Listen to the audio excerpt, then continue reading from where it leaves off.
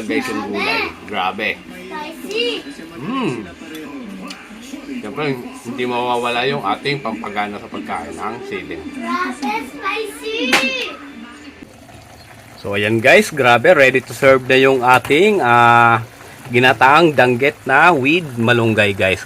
So ayan guys, so magandang gabi. So eto na naman tayo sa kusina. Magluluto tayo ngayon ng danggit guys. So ngayon, pipirituhin muna natin to at sasamahan natin ang napaka-fresh na malunggay. Tara guys, let's go! Play, stop! So ayan guys, so naprito na natin tong danggit guys. So hindi na ganun kasariwa to, kaya prinito na lang natin. At etong ating gulay na talong. At syempre yung pangunahing panangkap, bawang at tanglad. So medyo yung talong natin, pang 5 araw na yan sa rep. So ito yung malunggay, ito lang yung napakasariwang gulay guys. At syempre, walang iba, gagataan natin guys. Ito yung panggataan natin. So let's go, ilagay natin yung gata sa ating kaldero. Yun! Grabe. Then, sabay na natin to guys, yung ating tanglad at bawang muna. Yan. Siyempre, wag natin kakalimutang laging halu-haluin yan para hindi maging malabnaw yung ating gata guys. So, yan. Antayin lang natin kumulo. Guys, so hindi natin tinigilan ang paghalo nito hanggang sa maluto yung ating gata guys at ating panangkap na tanglad at bawang guys. So pag okay na yan, luto na, pwede nating ilagay yung ating danggit guys. Yan. Lagay natin isa-isa. Yan. Ping ping ping ping. Yan. Yun. Siyempre, lalagyan lang natin ng konting sabaw para ma-distribute yung lasa ng ating danggit sa ating sabaw guys. So after 2 minutes to 3 minutes, pwede nating ilagay yung ating gulay. So ayan guys, after 3 to 5 minutes, so after ma-check natin yung lasa at matimplahan natin, pwede natin ilagay itong ating siling haba. Yan, hatiin natin para ma-distribute yung anghang. At syempre itong ating talong, yan, lagay natin. Distribute lang natin at pagsamahin na natin itong malunggay guys. Ayan. Kasi halos magkakasabay lang din maluto yung mga yan. Ayan. Buusan natin guys. Ayan. Napakasarap ng lasa nito guys. Stop.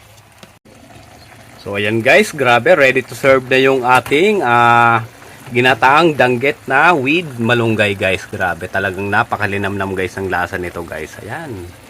Pwede nating i-serve at patayin yung ating apoy guys. Grabe. Yan oh. Talagang mapapasarap na naman ang kain natin ito guys. So yan guys. So eto na. Ready na to serve yung ating danggit guys na ginataan na prinito muna natin guys. Ayan oh. Umuusok pa guys. Siyempre kailangan natin ng napakaanghang na sili. Siyempre lalagyan natin ng napakasarap na sabaw. Ayan oh. Grabe guys oh. Yan. Lagyan lang natin ang 2 talong guys. Ayan oh. Napakasarap nito guys. So yan guys. So let's go. Yan, lagyan natin dito habang tayo'y manonood ng anong magandang palabas dito. Wow, Encantadia pala. Wow. Yan. So yan guys. So eto na. Huhusgahan na natin itong danggit natin na ginataan natin na nilagyan natin ng napakasariwang malunggay guys. Ayan. So una titikman natin itong napakasarap na danggit guys. Mukhang ayaw makisama guys ang danggit natin. Kakamayin ko na to. Basta pag prinito talaga yan oh. Titikman natin. Pag islang dagat talaga napakalinam ng paligurado ng lasa guys. Grabe. Pati yung malunggay napakasarap.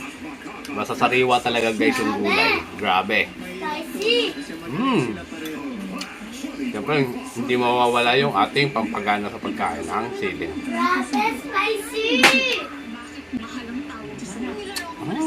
Grabe, napakasarap.